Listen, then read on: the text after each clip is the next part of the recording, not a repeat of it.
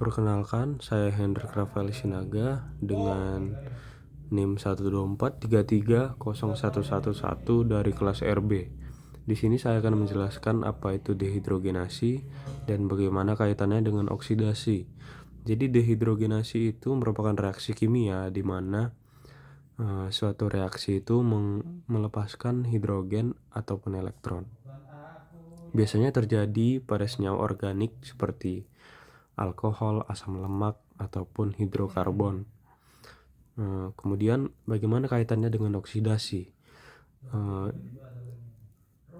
Dehidrogenasi itu sudah pasti termasuk oksidasi, karena oksidasi itu merupakan peristiwa di mana reaksi melepaskan atom hidrogen juga dan melepaskan elektron. Jadi sama seperti dehidrogenasi, oksidasi itu. Namun semua oksidasi belum tentu termasuk dehidrogenasi, karena oksidasi itu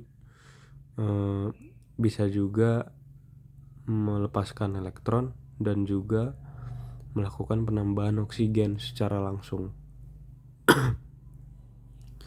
Bagaimana peran dehidrogenasi dalam reaksi Strecker? Nah, reaksi Strecker ini merupakan peristiwa di mana terjadi ketika asam amino itu bereaksi dengan senyawa karbonil. Dalam reaksi Strecker ini, dehidrogenasi itu berperan penting karena asam amino yang mengalami deaminasi ditambah dehidrogenasi akan menghasilkan senyawa aminoketon. Nah, senyawa ini kemudian terdegradasi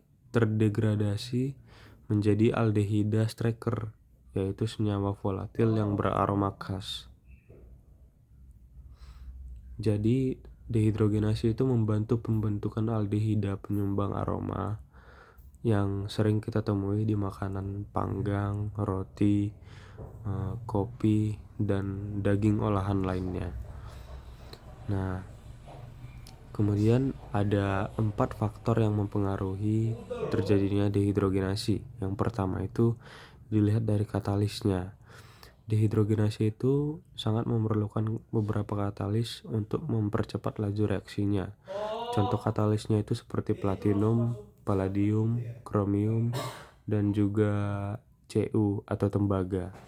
Kemudian yang kedua itu dari suhu atau temperatur. Dehidrogenasi itu biasanya memerlukan suhu optimal untuk menjalankan reaksinya ataupun mempercepat reaksinya. Namun, jika suhunya terlalu tinggi dari batas optimal suhunya, maka mikroba yang menjalankan dehidrogenasi itu bisa mengalami kerusakan sel ataupun mengalami perubahan bentuk struktur mikrobanya. Kemudian dilihat dari tekanan yang rendah itu dapat mendorong pelepasan hidrogen keluar dari sistem, sehingga reaksi bergeser ke arah produk. Kemudian yang terakhir itu faktornya dipengaruhi oleh jenis substrat. Alkohol primer lebih mudah terdehidrogenasi daripada alkohol sekunder atau tersier, karena senyawa jenuh itu lebih sulit terdehidrogenasi dibanding senyawa tak jenuh. Sekian penjelasan dari saya. Terima kasih atas perhatiannya.